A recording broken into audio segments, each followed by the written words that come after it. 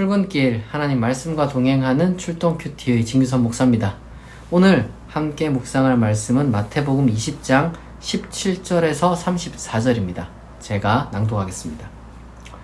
예수께서 예루살렘으로 올라가려 하실 때에 12 제자를 따로 데리시고 길에서 이르시되 보라, 우리가 예루살렘으로 올라가노니 인자가 대제사장들과 서기관들에게 넘겨지매 그들이 죽이기로 결의하고 이방인들에게 넘겨주어 그를 조롱하며 채찍질하며 십자가에 못 박게 할 것이나 제3일에 살아나리라.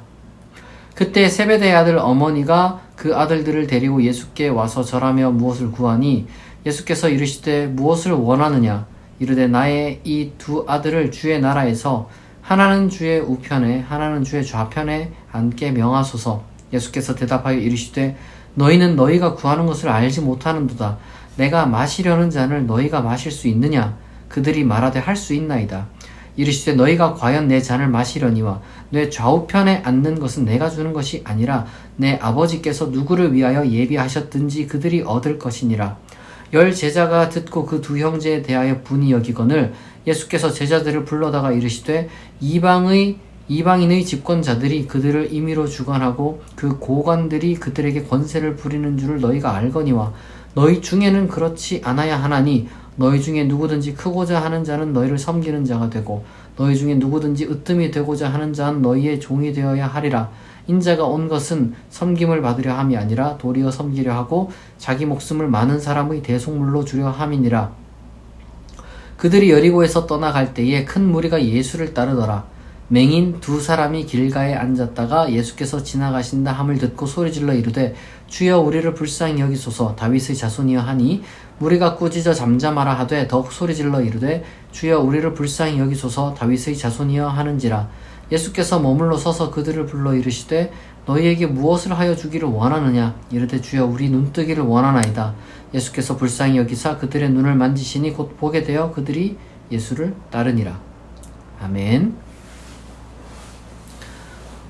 오늘 말씀은 한 3가지 정도로 나누어질 수 있습니다. 하나는 예수님께서 자기가 십자가에 못 박히고 3일 만에 부활할 것을 예고하는 장면, 그리고 또 한 단락은 이 세베대의 아들 둘의 어머니가 와서 이제 좌우편에 그러니까 높은 자리를 달라고 요구하는 것에 대해서 이제 그거는 예수님이 그건 아버지께서 주실 것이다 라고 이야기를 하시고, 그 다음에 또 그 이야기를 들은 다른 제자들이 화를 막 내니까 예수님이 이 소위 말해서 큰 자가 되는 그런 의미에 대해서 또 말씀을 해 주시는 장면이고요.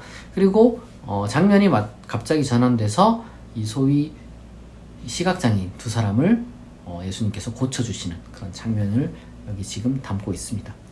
우선 예수님은 자기가 죽을 것에 대해서 예고를 이제 3번째 하셨는데요. 아마 어떤 어렴풋이 느끼는 것은 있으셨을 거예요. 뭔가 이 길이 십자가의 길이다 라는 것에 대한 어떤 그 어렴풋이 느끼는 것은 분명히 있었을 겁니다. 그 길을 정확하게 십자가에 못 박힐 것이었다, 그 다음에 3일 만에 살아날 것이었다 이렇게 예고를 했는지는 정확하게 알 수는 없어요. 이거는 이미 이 일을 겪고 난 다음에 이제 이렇게 만든 장면이기 때문에 우리가 그걸 정확하게 알 수는 없습니다만은, 적어도 예수님이 가는 길은 쉬운 길이 아니라는 것을 예수님은 잘 알고 계셨을 거예요. 그럼에도 불구하고 그 길을 가셨습니다.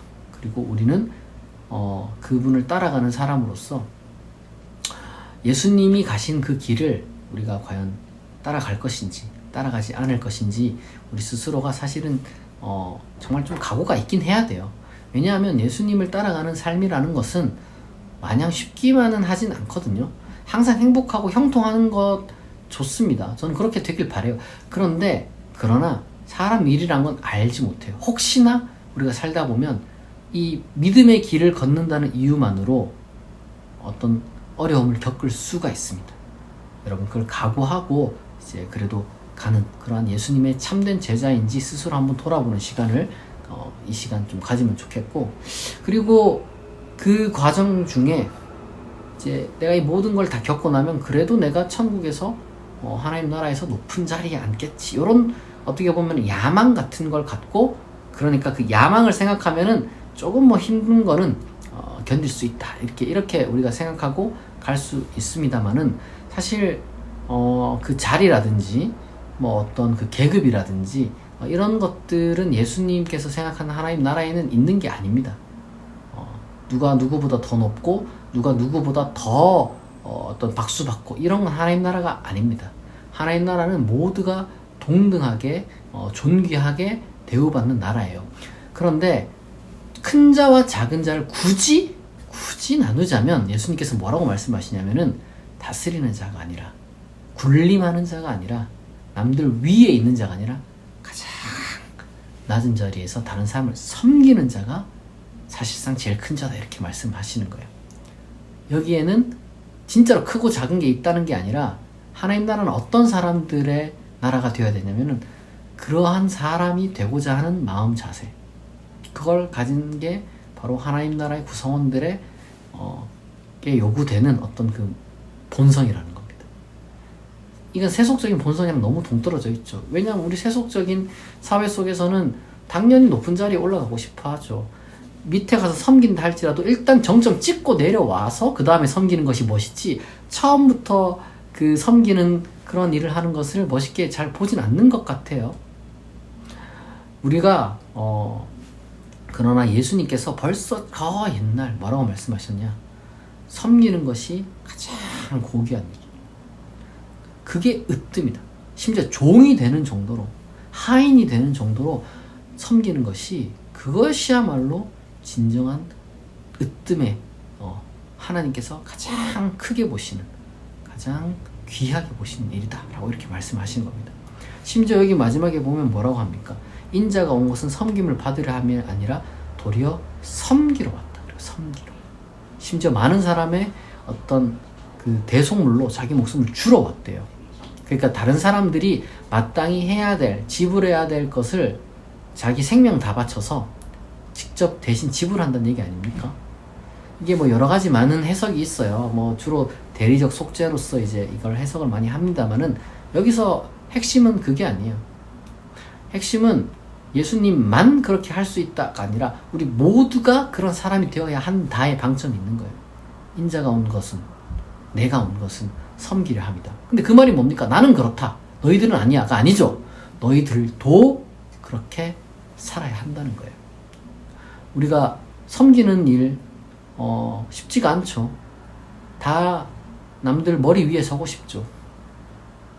그러나 우리의 그 마음을 잘 다스리길 바랍니다. 하나님만이 우리를 다스리는 것이고요. 우리는 다른 사람들을 섬길 때 가장 고귀한 그런 사람으로서 우리가 살아가는 겁니다. 여러분 그걸 잘 기억하셔야 돼요. 보면 깨닫게 되는 사랑이 있죠. 갑자기 무슨 저기 지니가 발동을 해가지고 죄송합니다.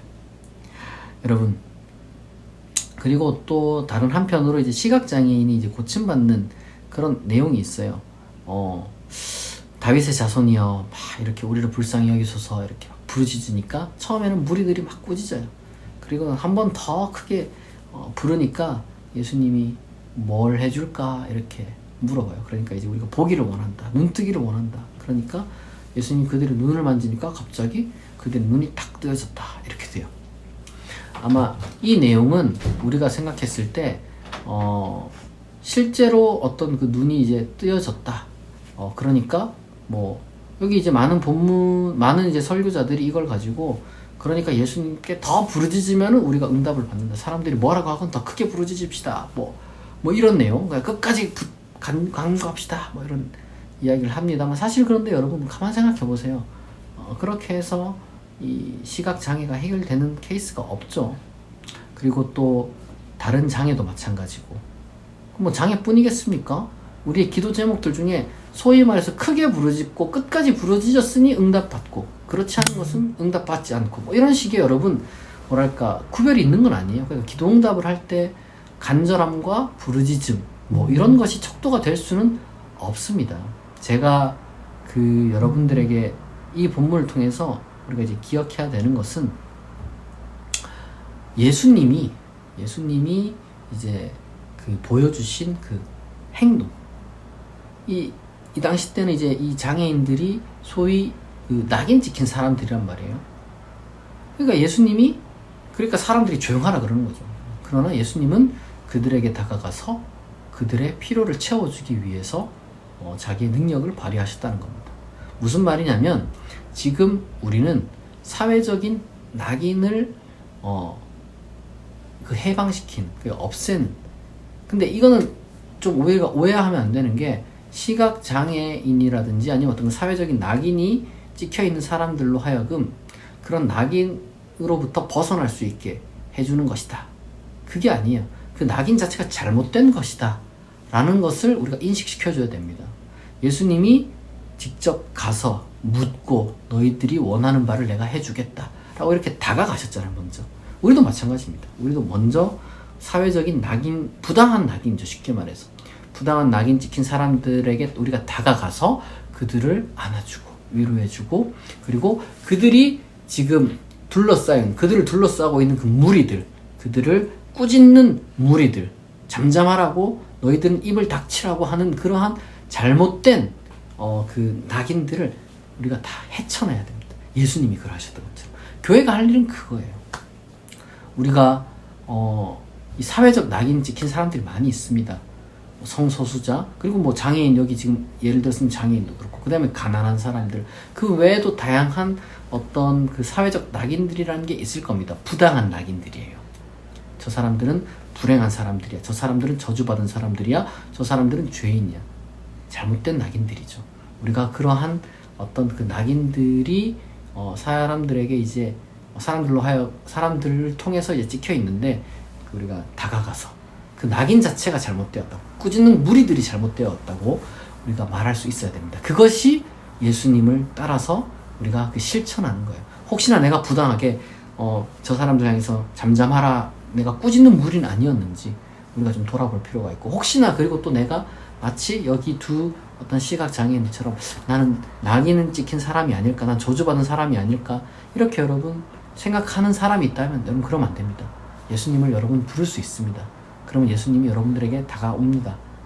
여러분들의 사회적 낙인, 그거는 잘못된 거짓 정체성을 우리에게 심어줄 수 있어요. 우리의 진짜 정체성은 하나님의 사랑받는 자녀라는 것, 그것만 우리가 기억하면 됩니다. 여러분 오늘 본문 생각하시면서 우리 같이 기도하겠습니다. 하나님 아버지, 오늘 말씀을 통하여서 세 가지를 묵상했습니다. 예수님의 그 십자가의 길 우리가 따라갑니다. 우리가 어떤 그 영광이라든지 아니면은 어떤 항상 좋은 일이라든지 이런 것들이 있는 것만은 아니라는 것을 각오하고 따라가는 제자의 삶을 살아가게 하여 주옵소서. 하나님, 그리고 우리가 섬기는 자가 되게 하여 주옵소서. 섬기는 자, 하나님 보실 때 가장 고귀하고 가장 아름다운 인생이라는 것을 우리가 기억하고 남들 위에 군림하거나 어떤 그 자리를 차지하거나 계급적인 사고방식을 갖고 남들보다 높은 자리에 앉으려는 그러한 사고가 아니라 그저 인간 대 인간으로서 서로를 존중하되 남을 섬길 수 있는 그러한 귀한 삶을 살아가게 하옵소서. 그리고 끝으로 하나님, 사회적 낙인이 찍힌 그런 자들을 위해서 우리가 먼저 다가갈 수 있는 자들 되게 하여 주옵소서. 혹시나 사회적 낙인으로 인해서 스스로에 대한 잘못된 정체성을 고수하고 있는 사람들이 있다면 예수님의 그 은혜로운 말씀처럼 그 모든 것들은 사회가 찍은 것이고 하나님이 규정한 것이 아니라는 것을 깨닫게 하옵소서. 감사드리며 예수님의 이름으로 기도합니다. 아멘. 여러분, 월요일입니다. 또 일을 시작해야 되는 한 주가 시작되는데요. 여러분 힘내시고요. 하나님께서 주시는 힘과 능력으로 오늘 하루 또 일주일 맡겨진 일들 잘 감당할 수 있길 바랍니다. 오늘 출동 큐티 여기서 마치겠습니다. 내일 아침 6시에 다시 만나겠습니다.